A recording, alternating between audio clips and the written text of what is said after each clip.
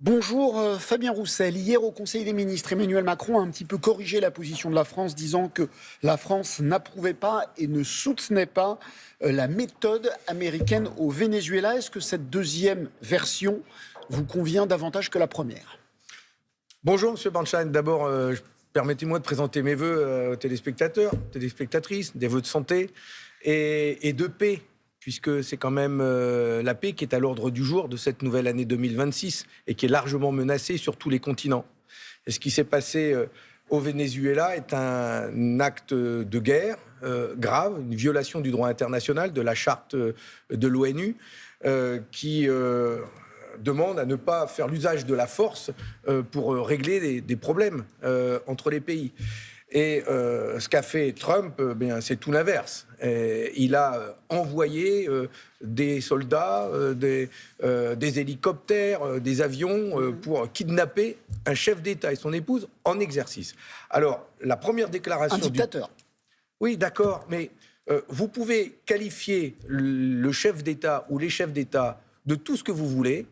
Ce qu'a fait Trump, c'est un prétexte pour mettre la main sur les richesses du Venezuela et sur son pétrole. La politique de la canonnière pour s'approprier des richesses, c'est normalement le siècle passé, même le siècle d'avant. Et aujourd'hui, au XXIe siècle, en cette année 2026, ça s'est déroulé sous nos yeux. Et la seule expression, la première expression qu'a eue le président de la République, c'est de féliciter le président des États-Unis. Il est revenu dessus. Non mais c'est extrêmement grave parce que ça va à l'inverse de toute l'histoire de la diplomatie française, depuis la Seconde Guerre mondiale, qui s'est astreint à respecter justement cette charte de l'ONU mise en place au lendemain de la Seconde Guerre mondiale. Si le président de la République décide de changer de politique à l'international, qu'il le dise à la représentation nationale, et nous appelons à ce qu'il y ait un débat au Parlement sur la doctrine de la politique française.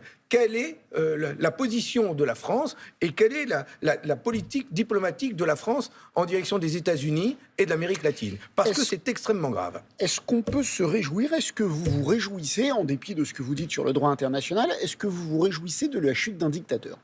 Mais nous appelons, nous, à chaque fois, et ça a d'ailleurs toujours été la position de la France, à respecter la souveraineté des peuples. Est-ce que vous vous réjouissez de la chute d'un dictateur ? Et c'est au peuple vénézuélien de dire si le régime qui aujourd'hui est en place est un régime autoritaire, dictatorial ou pas. Mais pour le dire, il faut qu'il y ait de la démocratie. Mais les Vénézuéliens pouvaient difficilement dire ce qu'ils pensaient de leur président. Débattre aujourd'hui de savoir si M. Maduro est un dictateur ou pas, excusez-moi, mais c'est bête.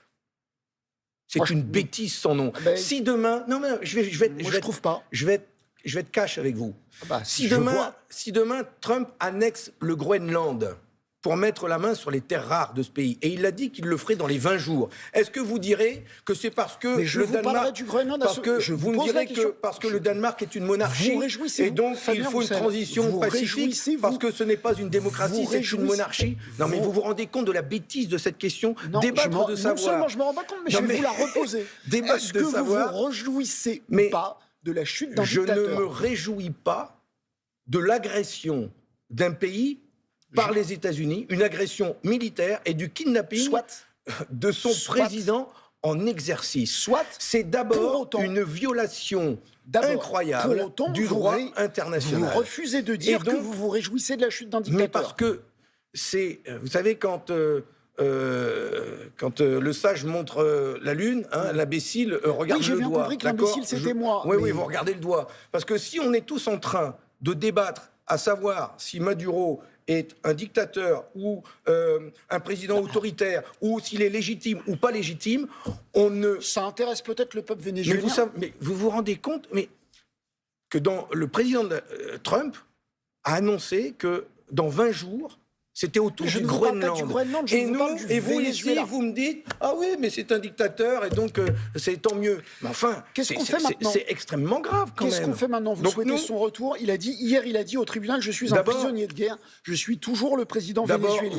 Est-ce que vous souhaitez son retour ? Vous noterez que dans ce pays de 30 millions d'habitants, après ce qui s'est passé, la vice-présidente qui est une alliée de M. Maduro, assure la présidence en intérim, qu'elle a échangé avec le président Trump, Avec qui elle a l'air d'accord pour discuter. les institutions tiennent la route, que l'armée accepte cet intérim, et que la police fait son job, que les enfants vont retourner à l'école, et que donc c'est le paradis. Donc, pour une dictature, excusez-moi, mais enfin, ça fonctionne. Ce n'est pas ce qui s'est passé en Irak, c'est pas ce qui s'est passé en Libye, c'est pas ce qui s'est passé en Afghanistan.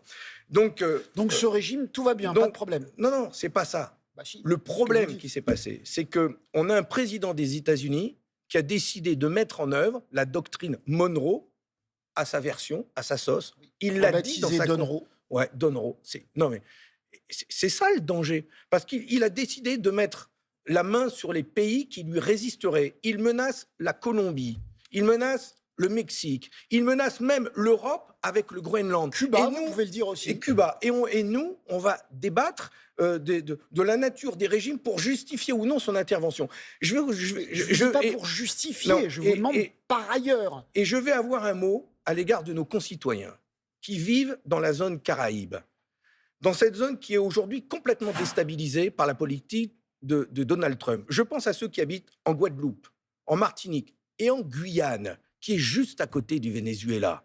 Vous vous rendez compte, c'est la France. Vous vous rendez compte, avec des élus, des députés qui siègent d'ailleurs dans notre groupe à l'Assemblée nationale, et je pense à eux aujourd'hui, vous vous rendez compte que ce qu'a fait Trump va déstabiliser politiquement, économiquement, toute cette région, et avec des intérêts français, de nos concitoyens qui vivent dans cette région du monde. Et on a un président de la République qui se couche, qui fait le paillasson devant Trump. Et c'est pour ça que c'est extrêmement grave. Alors, excusez-moi, le débat sur la qualification de Maduro, c'est d'agnognot. Le sujet, c'est est-ce qu'on est en capacité de résister et d'avoir une voix indépendante de la France.